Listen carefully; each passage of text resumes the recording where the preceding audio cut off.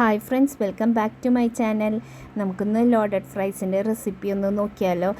എന്താ പറയുക, നമ്മുടെ കയ്യിലുള്ള ഇൻഗ്രീഡിയൻസ് ഒക്കെ വെച്ച് ഈസിയും അതേസമയം നമ്മൾ ഷോപ്പിൽ നിന്നൊക്കെ വാങ്ങണ അതേ ടേസ്റ്റോടുകൂടി ഉണ്ടാക്കാൻ പറ്റിയതാണ്. നമ്മൾ ആദ്യം വിചാരിക്കും ഇത് ഉണ്ടാക്കാൻ നമുക്ക് വീട്ടിലൊക്കെ പറ്റുമെന്ന്, പക്ഷേ തീർച്ചയായിട്ടും നമുക്ക് ഉണ്ടാക്കാം വീട്ടിൽ അതേ ടേസ്റ്റോടുകൂടി. നമ്മൾ ഷോപ്പിൽ നിന്നൊക്കെ വാങ്ങുമ്പോൾ നല്ല റേറ്റ് കൊടുത്തിട്ടാണ് ഇതൊക്കെ വാങ്ങാറ്.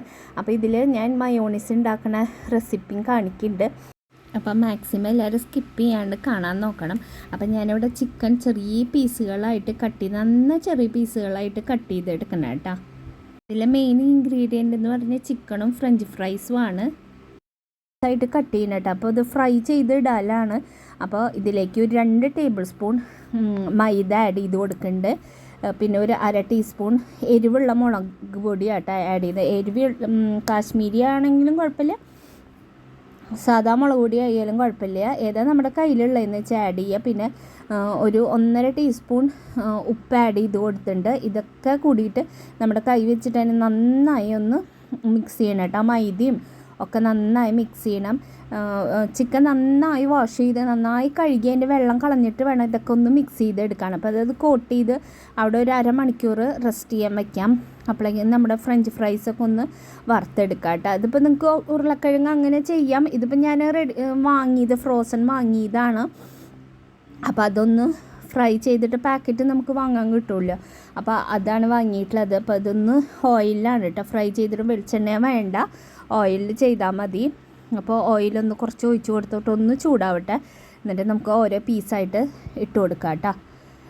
ഇത് പിന്നെ നമ്മൾ വാങ്ങണതാകുമ്പോൾ ഒന്ന് ശ്രദ്ധിക്കണം, ചിലപ്പോൾ ഐസ് പിടിച്ചതാണ്, ഒന്ന് തണുപ്പ് പോകാനും വെക്കണം കേട്ടോ. അല്ലെങ്കിൽ ഇങ്ങനെ ഭയങ്കരമായിട്ട് ഇങ്ങനെ പൊട്ടിത്തെറിക്കുക. എൻ്റെ ഇത്തിരി ഉള്ളത് കാരണം ഇങ്ങനെ ചെറുതായിട്ടൊന്ന് പൊട്ടിത്തെറിക്കുന്നുണ്ട്. അപ്പോൾ അതൊന്ന് ശ്രദ്ധിച്ചോളൂ. എന്നിട്ട് ഇങ്ങനെ ഒന്ന് ഇളക്കി കൊടുത്ത് ഫ്രൈ ചെയ്തെടുക്കുക. അത് ഫ്രഞ്ച് ഫ്രൈസിൻ്റെ അളവ് നമുക്കറിയാമല്ലോ, ഫ്രൈ ചെയ്തെടുക്കേണ്ട മുരിയേണ്ട ഇതറിയാമല്ലോ. അപ്പോൾ ഞാൻ നല്ല തീയിലിട്ടിട്ട് തന്നെയാണ് കേട്ടോ, ഫുൾ തീയിലിട്ടിട്ട് തന്നെയാണ്.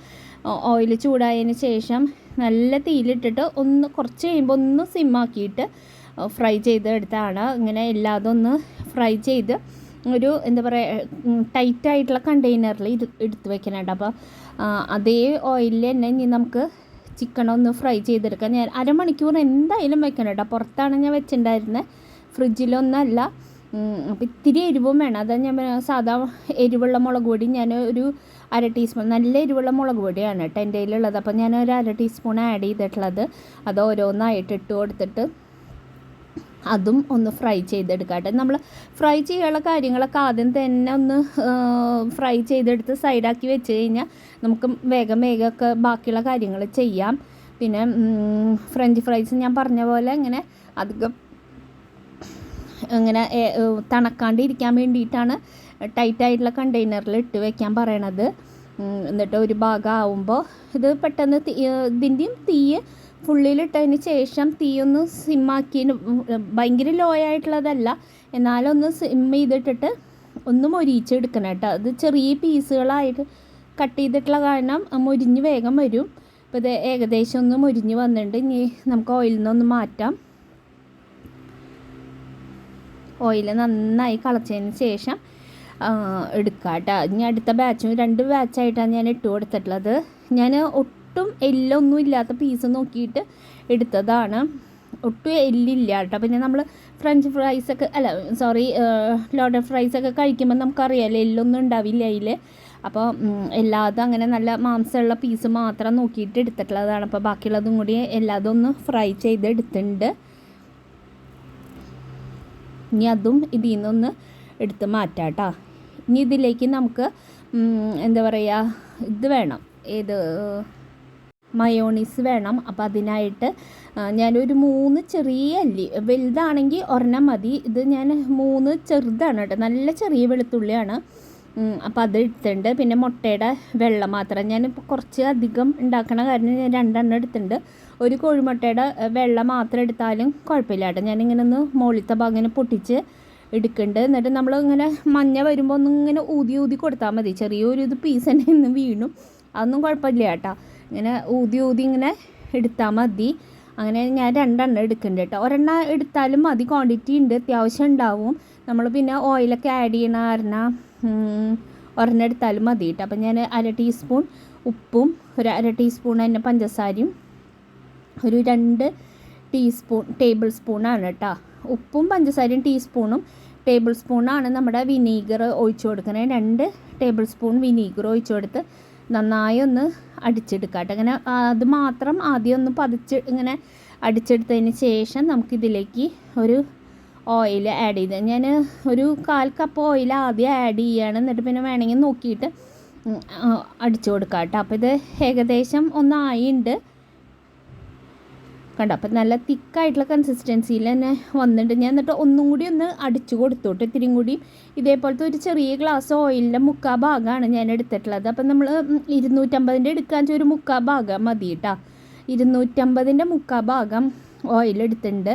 ഇനി നമ്മുടെ മയോണീസ് ഞാനിപ്പോൾ ഇങ്ങനെ പകുതി എടുത്ത് മാറ്റിയിട്ട് അതിലേക്ക് ടൊമാറ്റോ സോസ് ആഡ് ചെയ്ത് കൊടുക്കുന്നുണ്ട് കേട്ടോ. ഇനിയുള്ള സെറ്റിംഗ് ഒക്കെ ചെയ്യണത് താഴെയുള്ള മോളാണ്. അവൾക്ക് ഇങ്ങനത്തെയൊക്കെ സെറ്റ് ചെയ്യാൻ ഭയങ്കര ഇഷ്ടമാണ്. അപ്പോൾ അതിൽ ടൊമാറ്റോ സോസും കൂടി ഒഴിച്ചു കൊടുത്ത് ഇട്ടുണ്ട്. ഇനി ഞാനിവിടെ ഒന്ന് ബേക്ക് ചെയ്തെടുക്കുക ചെയ്യണം കേട്ടോ. ഒരു 5 മിനിറ്റ് ഒന്ന് ബേക്ക് ചെയ്താൽ, കാരണം സ്റ്റീൽ പാത്രത്തിലാണ് ചെയ്യണത്, സെറ്റ് ചെയ്യണത്. അപ്പോൾ ആദ്യം നമ്മൾ ഫ്രൈ ചെയ്ത് വെച്ച ചിക്കൻ, അതിന് ശേഷം നമ്മൾ ഫ്രൈ ചെയ്ത് വെച്ച നമ്മുടെ ഫ്രഞ്ച് ഫ്രൈസ് ഉണ്ടല്ലോ അത് ഇട്ട് കൊടുക്കാം. ഇനി ഇതിലേക്ക് മയോണീസ് ആഡ് ചെയ്യും. മയോണീസ് കുറച്ചധികം ആഡ് ചെയ്യാം കേട്ടോ. അവൾക്ക് മയോണീസ് അധികം ഇഷ്ടമില്ലാത്ത കാരണം അവൾ കുറച്ച് ആഡ് ചെയ്ത് കൊടുത്തിട്ടുള്ളൂ. നമുക്ക് കുറച്ചും കൂടി നന്നായിട്ട് ആഡ് ചെയ്ത് കൊടുക്കാം. അവൾക്ക് ഇങ്ങനെ മയോണീസിൻ്റെ ടേസ്റ്റ് വലിയ ഇഷ്ടമില്ല. ഞാനിപ്പോൾ ഇവിടെ സ്ലൈസ് ചെയ്തിട്ടുള്ള ചീസ് ഉണ്ടല്ലോ അതാണ് ഇട്ട് കൊടുക്കണം. ഇതിൻ്റെ പകരം നമ്മുടെ കയ്യിൽ മൊസറല്ല ചീസ് ഉണ്ടെങ്കിൽ അത് ഇട്ട് കൊടുക്കാം. ഏതാ നമ്മുടെ കയ്യിലുള്ളതെന്ന് വെച്ച് കഴിഞ്ഞാൽ അത് ഇട്ട് കൊടുക്കാം കേട്ടോ. ഇങ്ങനെ ഒരേ ലെയറാണ് വെച്ച് കൊടുക്കണത്. അപ്പോൾ ആദ്യത്തെ ലെയർ ചിക്കൻ വെച്ചു, പിന്നെ ഫ്രഞ്ച് ഫ്രൈസ് ഇട്ടു, പിന്നെ നമ്മൾ ഉണ്ടാക്കി വെച്ചിട്ടുള്ള നമ്മുടെ മയോണീസ് ആഡ് ചെയ്തു, പിന്നെ ചീസ് ഇട്ടു. അങ്ങനെ ഓരോ ലെയറായിട്ട് ചെയ്യണം. അപ്പോൾ ബാക്കിയുള്ളതും അങ്ങനെ ഒന്ന് ചെയ്തെടുക്കട്ടെ കേട്ടോ. ഞാൻ പറഞ്ഞ പോലെ മയോണീസ് കുറച്ചധികം ഒഴിച്ചു കൊടുക്കാം. അവൾ കുറച്ച് ഒഴിക്കണുള്ളൂ. അപ്പോൾ അവൾ തന്നെ ചെയ്യാമെന്ന് പറഞ്ഞിട്ടാണ്, അല്ലെങ്കിൽ അമ്മ കൂടുതൽ ഒഴിക്കുമെന്നും പറഞ്ഞിട്ട്. അപ്പോൾ അങ്ങനെ പിന്നെ വേണമെങ്കിൽ നമ്മൾ കഴിക്കുമ്പോൾ അവരവരുടെ ഇഷ്ടം അനുസരിച്ച് മയോണീസ് വേണമെങ്കിൽ ഇതിൽ ആഡ് ചെയ്യാമല്ലോ, കുഴപ്പമില്ല. അപ്പോൾ പിന്നെ ചീസ് ഇതേപോലെ ആഡ് ചെയ്ത് എല്ലാതും ഇങ്ങനെ എടുത്ത് വെച്ചിട്ടുണ്ട്. പിന്നെ ലാസ്റ്റ് കുറച്ച് നമ്മുടെ ഇതുണ്ടല്ലോ കുത്തിമുളക് ഉണ്ടല്ലോ അത് ഇതിൻ്റെ മുകളിൽ കൂടെ ഒന്ന് ആഡ് ചെയ്ത് കൊടുക്കേണ്ട, ഒരു ചെറിയ എരിവിന് വേണ്ടിയിട്ടാണ്.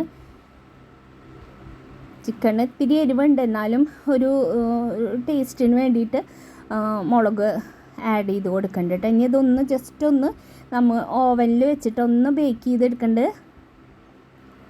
ഒരു 5 മിനിറ്റ് ഒന്ന് ബേക്ക് ചെയ്ത് എടുത്താൽ മതി കേട്ടോ. അതിന് ശേഷം എല്ലാം കൂടി ഒന്ന് മിക്സ് ചെയ്യുക കേട്ടോ. നന്നായി ഒന്ന് മിക്സ് ചെയ്ത് കൊടുക്കണം. എല്ലാ ഭാഗത്തും ഇങ്ങനെ എല്ലാതും ആവാൻ വേണ്ടിയിട്ടാണ്.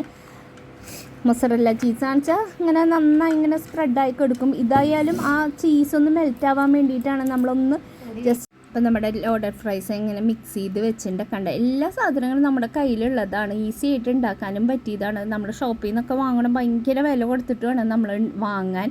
അപ്പോൾ എന്തായാലും എല്ലാവരും ഒന്ന് ഉണ്ടാക്കി നോക്കുക. വീഡിയോ ഇഷ്ടമെങ്കിൽ ലൈക്ക് ചെയ്യാനും ഷെയർ ചെയ്യാനും സബ്സ്ക്രൈബ് ചെയ്യാനൊന്നും ആരും മറക്കരുത്. കുറേ പേരൊക്കെ സബ്സ്ക്രൈബ് ചെയ്യാണ്ട് കാണുന്നുണ്ട് കേട്ടോ. അപ്പോൾ എന്തായാലും എല്ലാവരും ഒന്ന് സപ്പോർട്ട് ചെയ്യുക. തീർച്ചയായിട്ടും നിങ്ങൾക്ക് ഇഷ്ടമാവും. ഈസിയാണ്, ടേസ്റ്റിയാണ്. അപ്പോൾ thank you friends for watching.